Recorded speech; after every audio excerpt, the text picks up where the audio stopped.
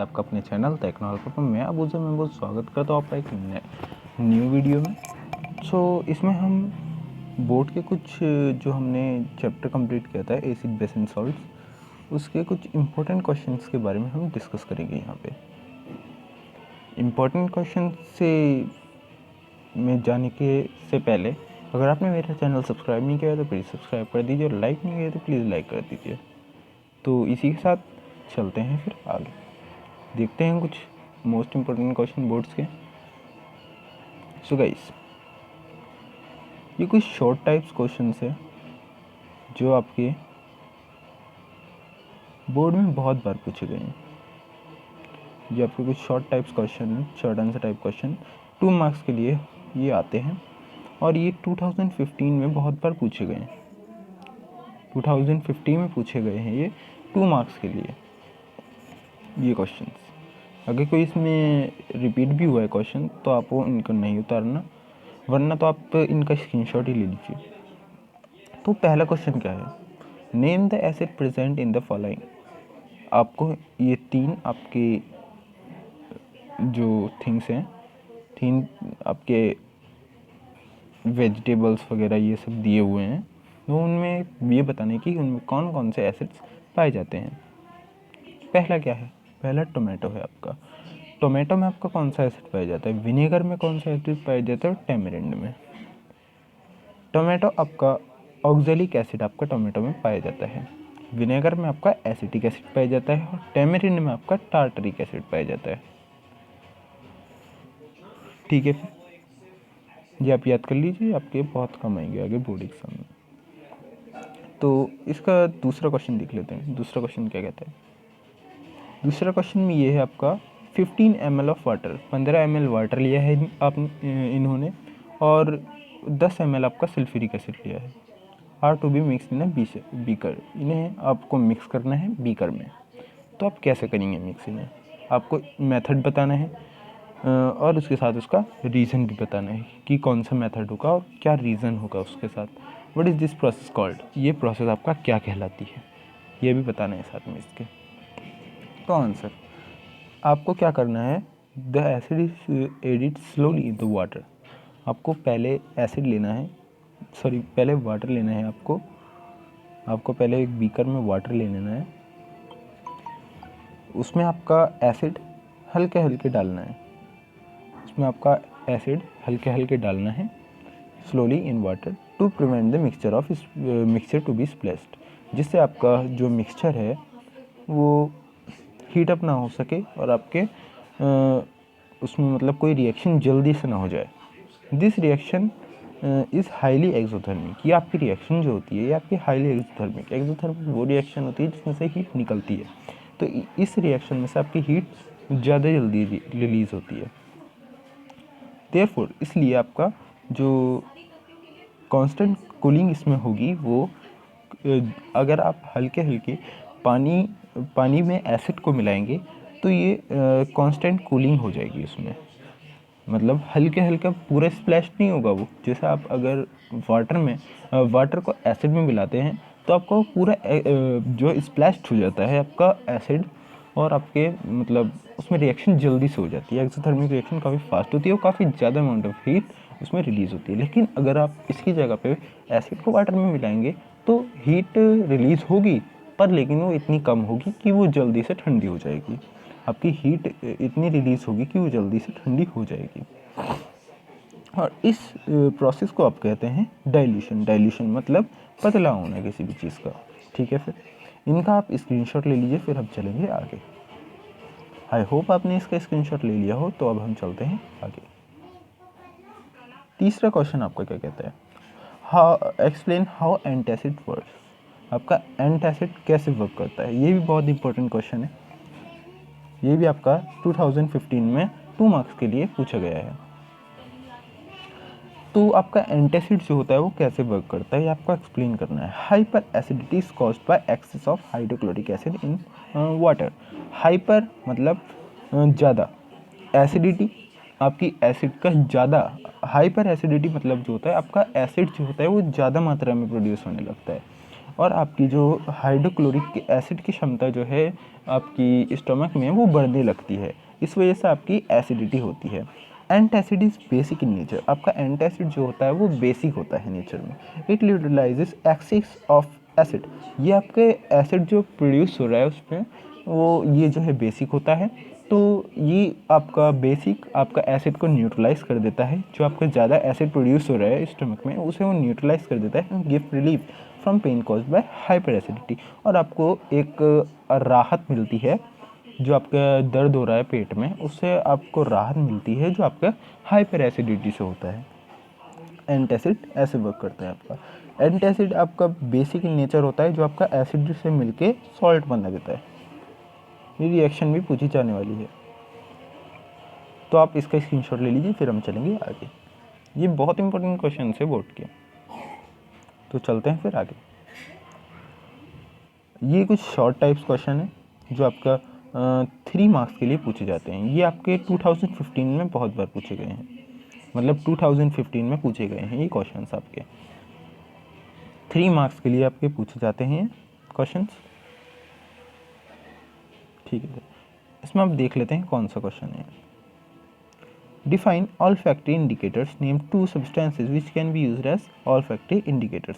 आपको olfactory indicators क्या होते हैं वो बताना है, और आपके 2 substances which can be used as olfactory indicator, आपके 2 substances बताने हैं जो आपके olfactory indicators के रूप में काम आते हैं। पहला तो आपको ए वाला पोर्शन ये बताना है। बी वाला, choose strong acid from the following, इनमें से आपको स्ट्रॉन्ग एसिड चूज करना है। पहला वाले देख लेते हैं, ए वाला क्या है।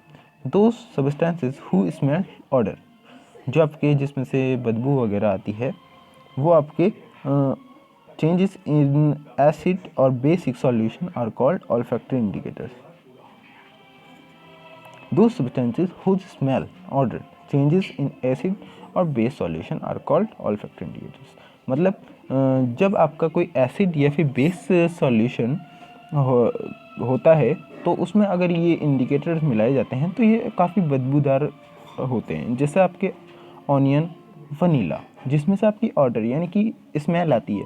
ऑर्डर आपकी अच्छी भी हो सकती है, बुरी भी हो सकती है। स्मेल को हम ऑर्डर कहते हैं। तो जिसमें से आपका ऑर्डर स्मेल आती है तो वो सब्सटेंसेस आपके ऑल्फैक्टरी इंडिकेटर्स में आते हैं। जैसे एग्जांपल के तौर पे ऑनियन हो गया और वनीला हो गया। इसमें अगर आप बात करें स्ट्रॉन्ग एसिड्स कौन कौन से हैं, H2SO4 और HNO3 आज स्ट्रॉन्ग एसिड्स। एक ये वाला और एक ये दोनों आपके स्ट्रॉन्ग एसिड्स में आते हैं। ये हो गया सल्फ्यूरिक एसिड और ये हो गया नाइट्रिक एसिड। ठीक है, फिर आप इसका स्क्रीनशॉट ले लीजिए, फिर हम चलेंगे आगे। ये बहुत इंपॉर्टेंट क्वेश्चन से बोर्ड में ज़रूर पूछे जाने वाले हैं, आप इन्हें नोट करते हुए चलिए या फिर स्क्रीनशॉट ले लीजिए। आई होप आपने इसका स्क्रीनशॉट ले लिया हो। तो अब हम चलते हैं आगे। नेक्स्ट क्वेश्चन देख लेते हैं। इसका नेक्स्ट क्वेश्चन क्या कहता है। अ white colour powder is used by doctors for supporting fractured bones. आपको एक वाइट कलर पाउडर यूज़ होता है डॉक्टर के द्वारा, कहाँ पे, आपके फ्रैक्चर्ड बोन यानी कि जो आपके हड्डी टूटी वगैरह हैं या फिर अपनी जगह से हिल गई हैं उन्हें आपकी सपोर्ट करने में काम आता है।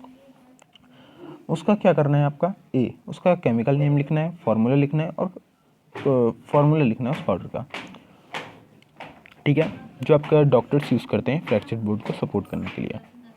उस वाइट कलर पाउडर का आपको केमिकल नेम लिखना है, फार्मूला लिखना है।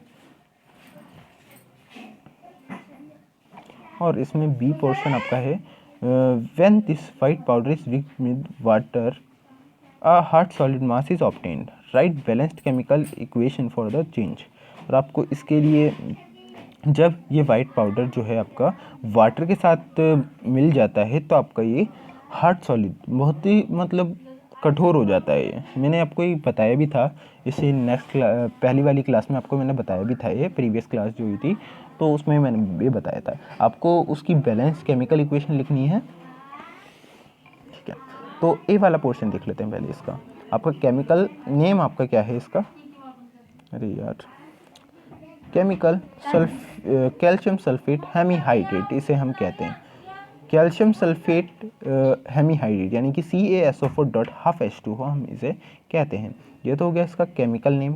केमिकल फार्मूला CaSO4.12H2O, ये केमिकल फार्मूला हो गया।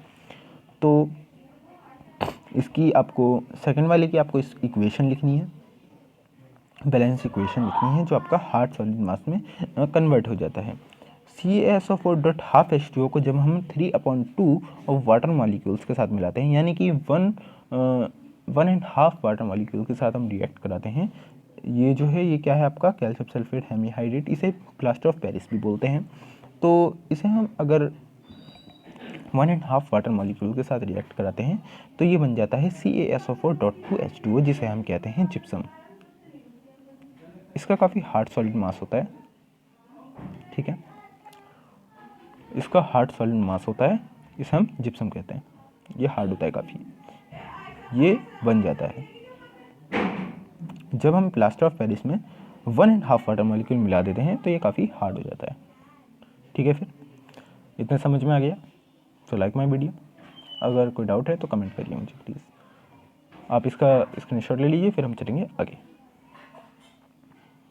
आई होप आपने इसके स्क्रीनशॉट ले लिया हो। तो अब हम चलते हैं आगे। 6th क्वेश्चन देख लेते हैं। नेक्स्ट क्वेश्चन इसका, explain the action of dilute hydrochloric acid on the following with chemical equation. आपको एक्शन बताना है डाइल्यूट हाइड्रोक्लोरिक एसिड का on the following with chemical equation. अगर हम dilute hydrochloric acid magnesium ribbon के साथ मिलाते हैं तो इसमें क्या एक्शन होता है, क्या रिएक्शन होता है इसमें, वो बताना है, और उसकी इक्वेशन, केमिकल इक्वेशन भी लिखनी है। अगर हम सोडियम हाइड्रोक्साइड के साथ हाइड्रोक्लोरिक मिलाते हैं, डाइल्यूट हाइड्रोक्लोरिक एसिड मिलाते हैं, तो क्या रिएक्शन होती है, उसकी इक्वेशन भी लिखनी है। इसी तरह क्रश्ड एक्सेल की भी इक्वेशन लिखनी है हमें।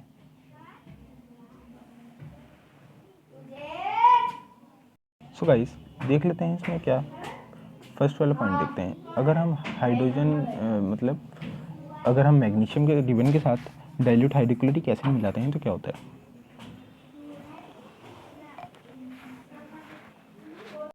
सो गाइस जब हम मैग्नीशियम रिबन के साथ हाइड्रोक्लोरिक एसिड मिलाते हैं डाइल्यूट, तो क्या होता है, इसमें हाइड्रोजन गैस आपकी फॉर्म होती है और MgCl2 आपका बनता है, जिसे हम मैग्नीशियम क्लोराइड कहते हैं, वो बनता है और हाइड्रोजन गैस रिलीज होती है, ठीक है। फिर इसकी केमिकल इक्वेशन बैलेंस्ड ये हो गई। दूसरा, अगर हम सोडियम हाइड्रोक्साइड के साथ डाइल्यूट हाइड्रोक्लोरिक एसिड मिलाते हैं तो क्या होता है, ये है सोडियम हाइड्रोक्साइड, ये हाइड्रोक्लोरिक एसिड, तो इसमें आपका सोडियम क्लोराइड बनता है और वाटर रिलीज होता है, ठीक है।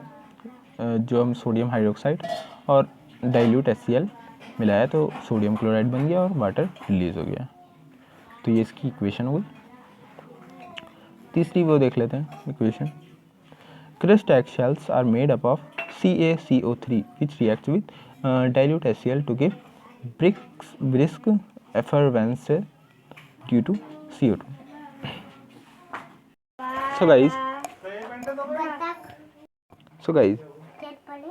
क्रस्ट एक्सेल्स आपकी CaCO3 यानी कि कैल्शियम कार्बोनेट की बनी होती है। जब हम कैल्शियम कार्बोनेट को hydrochloric acid, dilute hydrochloric acid के साथ मिलाते हैं तो आपका क्या बनता है, कैल्शियम क्लोराइड बनता है और वाटर रिलीज होता है और कार्बन डाइऑक्साइड भी रिलीज होती है। जब हम CaCO3 यानी कि कैल्शियम कार्बोनेट को 2HCl डाइल्यूट हाइड्रोक्लोरिक एसिड के साथ मिलाते हैं तो आपका कैल्शियम क्लोराइड बनता है। कैल्शियम यहाँ से आ गया, क्लोराइड के 2 मॉलिक्यूल्स यहाँ से आ गए और बचा क्या, H2 बचा है और O3 में से एक यहाँ पे चले जाएगा जो H2O बन जाएगा और CO2 बचा, फिर CO2 यहाँ पे रिलीज हो जाएगा, ठीक है। ये आपकी इक्वेशन हो गई, ठीक है। तो इसका आप स्क्रीनशॉट ले लीजिए, फिर हम चलेंगे आगे। आई होप आपको ये समझ में आ गया हो। अगर नहीं समझ में आया तो प्लीज़ कमेंट में। आई होप आपने इसका स्क्रीनशॉट ले लिया हो। तो अब हम चलते हैं आगे। सो गाइस अब हम इसमें लॉन्ग आंसर देख लेते हैं। लॉन्ग आंसर ये आपके 5 मार्क्स के लिए आते हैं।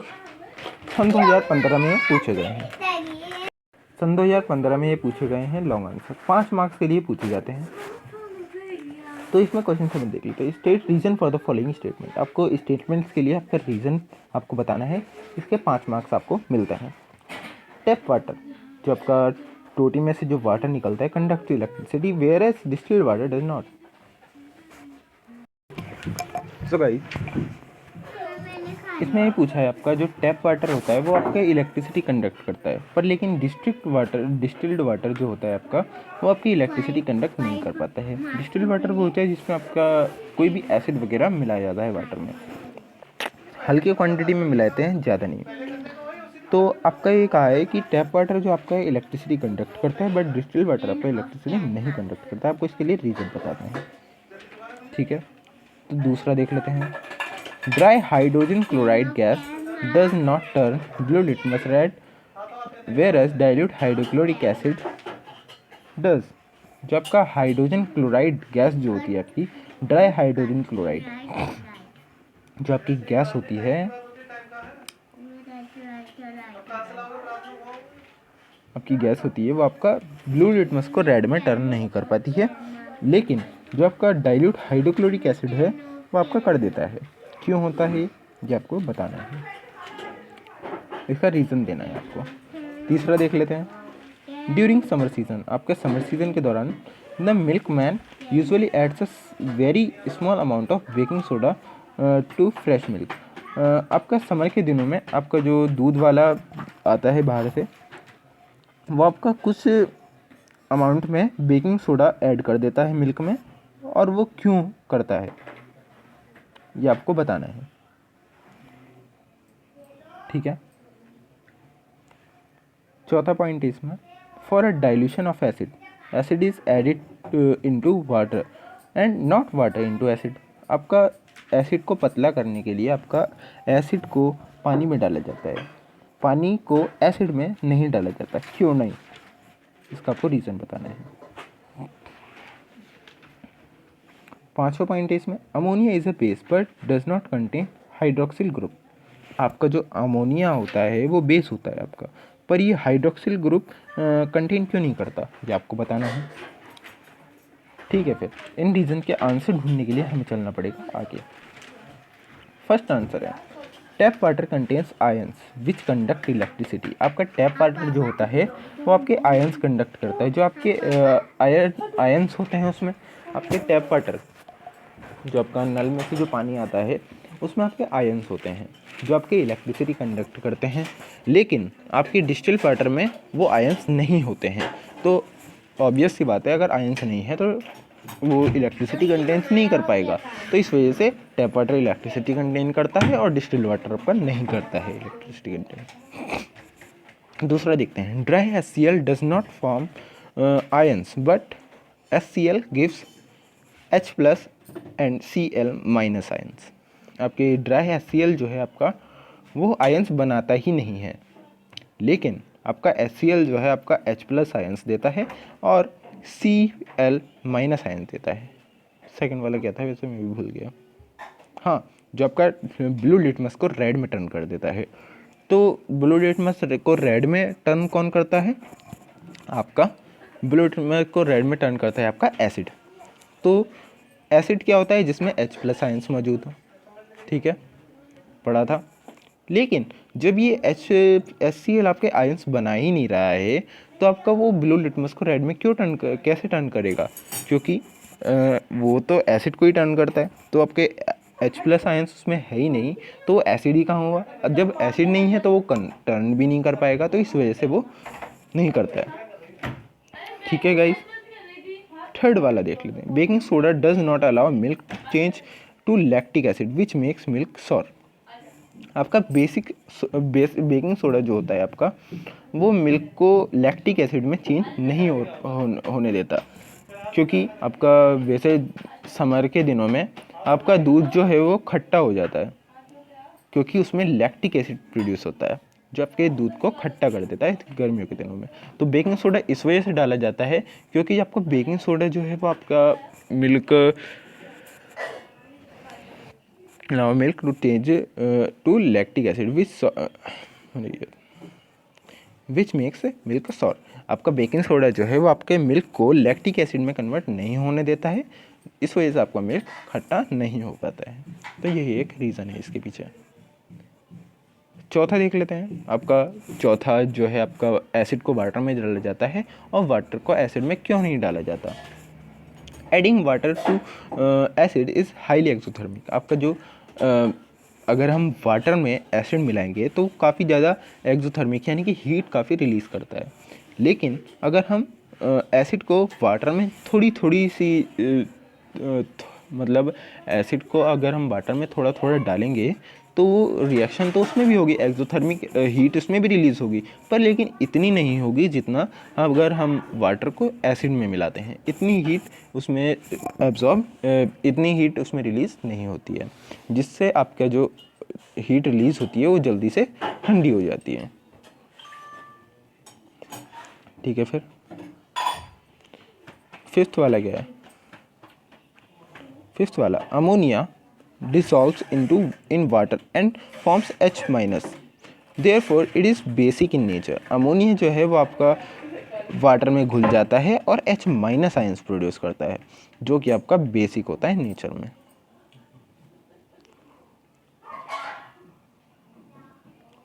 ठीक है, लेकिन और जो बेस होते हैं वो वाटर में पूरी तरह से डिसॉल्व नहीं हो पाते हैं, जिससे वो मतलब वो करते वो भी हैं वो, लेकिन वो OH माइनस आयंस प्रोड्यूस करते हैं, ये सिर्फ H माइनस आयन प्रोड्यूस करता है। लेकिन है दोनों बेसिक नेचर में, दोनों बेसिक नेचर है। 8th क्वेश्चन देख लेते हैं।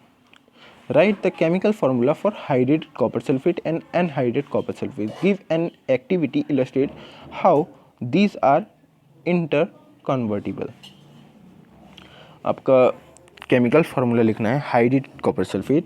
हाइड्रेटेड कॉपर सल्फेट वो होता है जिसमें आपके वाटर के मॉलिक्यूल्स प्रेजेंट हो, और एनहाइड्रेटेड कॉपर सल्फेट वो होता है जिनमें आपके वाटर मॉलिक्यूल्स प्रेजेंट ना हो। तो इनके आपको केमिकल फार्मूला लिखना है और आपको एक्टिविटी लिखनी है आपको कि मतलब ये जो है बदलते कैसे हैं, एक दूसरे में बदलते कैसे हैं, इसकी आपको एक्टिविटी लिखनी है। Right chemical names and formula of plaster of Paris and gypsum. आपको प्लास्टर ऑफ पेरिस का केमिकल नेम बताना है और उसका केमिकल फार्मूला बताना है, जिप्सम और प्लास्टर ऑफ पेरिस का। ठीक है, देख लेते हैं इसका आंसर क्या है। इसका आंसर है CaSO4.5H2 is hydrated copper sulphate. CuSO4.5H2 is hydrated copper sulphate, क्योंकि इसमें 5 कण आपके वाटर के मौजूद हैं। CuSO4 इज एनहाइड्रेटेड कॉपर सल्फेट, क्योंकि इसमें 5 मतलब वाटर मॉलिक्यूल्स प्रेजेंट ही नहीं है इसमें। आपको एम क्या दिया हुआ है आपका, to crystallise salts contain water of crystallisation. आपको क्या सॉल्व करना है, क्रिस्टलाइज सॉल्ट जो आपके उसमें आपका वाटर प्रेजेंट हो, आपको ये शो करना है कि आपके सॉल्ट है और उनमें वाटर मौजूद है। ठीक है, आपको क्या क्या चाहिए, मटेरियल्स रिक्वायर्ड, ये आपकी एक तरह की एक्टिविटी आपको शो करनी है। मटेरियल रिक्वायर्ड, ब्लू पेट्रोल चाहिए आपको, boiling tube, burner, cork, delivery tube और टेस्ट ट्यूब, क्लैंप स्टैंड, ये आपको चाहिए। आपको प्रोसीजर क्या दिया है, पहला take 2 gram of copper sulphate. ये तो बहुत बड़ी आपको एक्टिविटी हो जाएगी, तो ये इतनी बड़ी आपको समझने की तो आई थिंक ज़रूरत नहीं है। अगर समझना चाहते हैं तो इसमें से आप देख के समझ लीजिए। ठीक है, फिर आप इनका स्क्रीनशॉट ले लीजिए, आप इसका भी स्क्रीनशॉट ले लीजिए और इसका भी स्क्रीनशॉट ले लीजिए। आई होप आपने इन दोनों का स्क्रीनशॉट ले लिया। अब आप इसका स्क्रीनशॉट ले लीजिए और इसका भी स्क्रीनशॉट ले लीजिए, देन इसका भी स्क्रीनशॉट ले लीजिए आप, क्योंकि ये एक्टिविटी है, बहुत इंपॉर्टेंट एक्टिविटी है ये। आपको केमिकल रिएक्शन में बता देता हूँ आगे, केमिकल रिएक्शन क्या बनेगी इसकी। आपकी केमिकल रिएक्शन ये बनेगी इसकी CuSO4.5H2O, और ये आपका ये निकलेगा ऐसा, आपका टूटता है अलग अलग उसमें अगर हम इसे हीट करते हैं। कंक्लूजन क्या निकला, crystalline substances have water of crystalline which are lost on heating. आपका क्रिस्टलाइन सब्सटेंसेस जो होता है जिसमें आपके पानी के कण मौजूद होते हैं, अगर आप उन्हें हीट करते हैं तो आपका पानी वो छोड़ देते हैं। When we add water in CaSO4 in a saturated solution is form. अगर हम दोबारा से उसमें वाटर ऐड कर देते हैं तो फिर से वही बन जाता है जो वो पहले था। On cooling it gets converted into crystals and it shows that both are convertible, मतलब ये आपका इंटर कन्वर्टिबल आपका शो करता है नेचर। अगर हम इसे हीट करके तोड़ देंगे तो आपका ये बन जाएगा। अगर हम फिर से इसे कूल कर देते हैं, ठंडा कर देते हैं, तो फिर से आपका ये बन जाएगा वो, यानी कि इंटर कन्वर्टिबल आपका ये रिएक्शन होती है। अरे ये आगे पहुँच गया, ठीक है। फिर ये तो आपकी इक्वेशन है, ये बी वाले पोर्शन में आ जाती है आपकी। Calcium sulphate hemihydrate, calcium sulphate hemihydrate ये आपका प्लास्टर ऑफ पेरिस का फार्मूला है, और आपका ये CaSO4.2H2O ये कैल्शियम सल्फेट डाइहाइड्रेट का फार्मूला है जो आपका जिप्सम कहलाता है। तो आप इसका भी स्क्रीनशॉट ले लीजिए, फिर हम चलेंगे आगे, ठीक है। नेक्स्ट क्वेश्चन देख लेते हैं, 9th question. State the chemical properties on which the following uses of baking soda are based. आपको कुछ केमिकल प्रॉपर्टीज़ बतानी है जिस पे आपका बेकिंग सोडा आपका किस तरह से यूज़ किया जाता है, वो आपको उस पर बेस्ड हो। एज एन एंटासिड, आपका एंटासिड के रूप में काम आता है वो, आपकी इनकी केमिकल प्रॉपर्टी बतानी है। As a soda acid fire extinguisher, ये आपका आग बुझाने में भी काम आता है, आग बुझाने वाला यंत्र जो होता है उसमें भी काम आता है। To make bread and cake soft and spongy, आपका केक और ब्रेड को ये मुलायम बना देता है और स्पंजी बना देता है। देख लेते हैं फिर, ठीक है।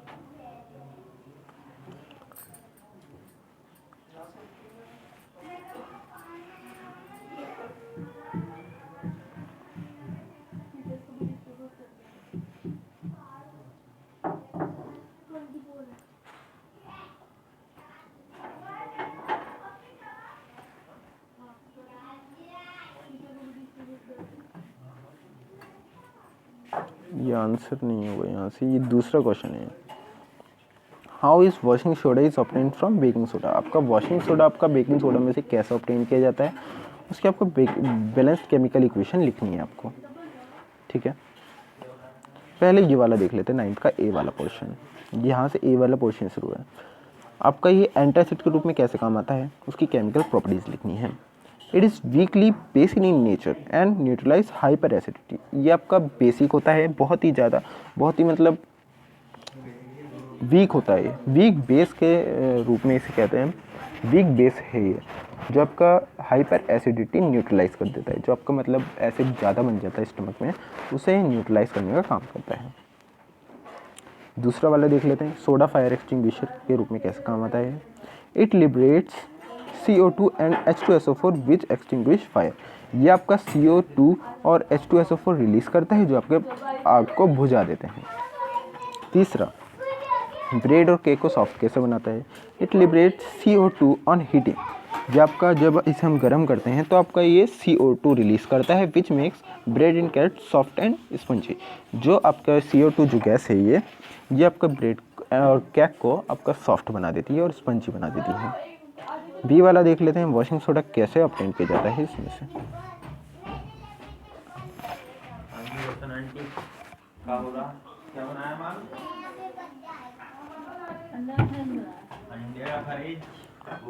सो गाइस, पहले हम NaSCO3 यानी कि बेकिंग सोडा को हीट करते हैं, जो आपका Na2CO3 CO2 H2O आपका बनाता है। आपकी ये रिएक्शन भी देखिए, ये आपकी रिएक्शन को बताया भी रखा है। Baking soda on heating gives sodium carbonate which on crystallisation from hydrated washing soda,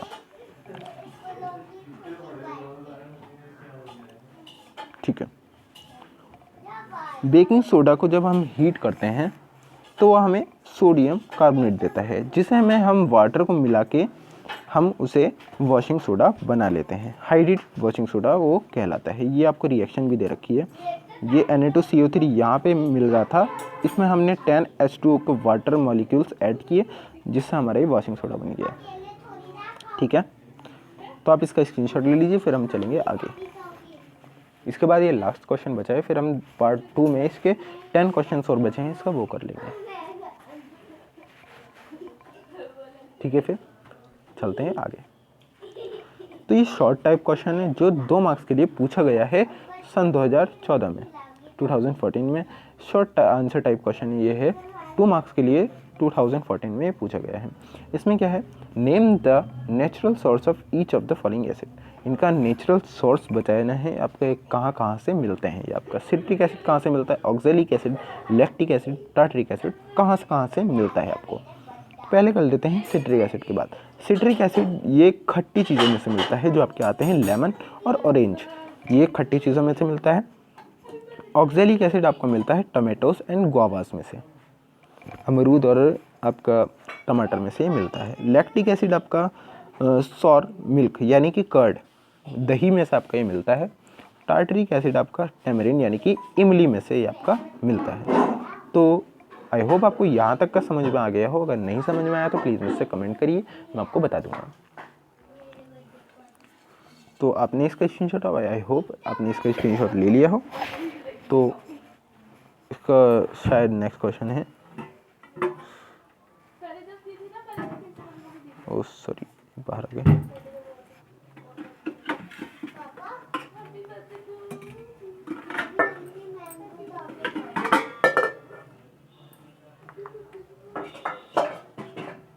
ठीक है, ये इसका लास्ट क्वेश्चन है।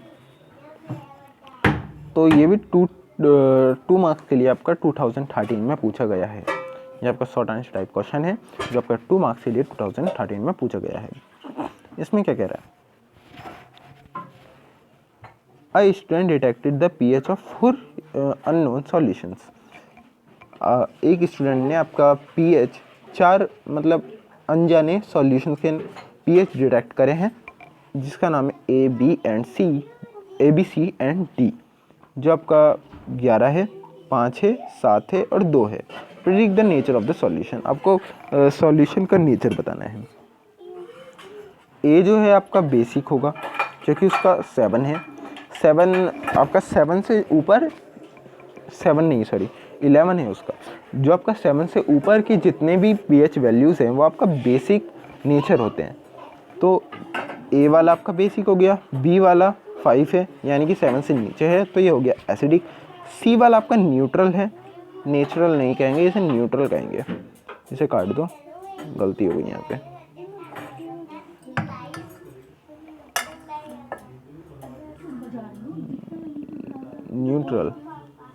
न्यूट्रल इसे कहेंगे हम 7th।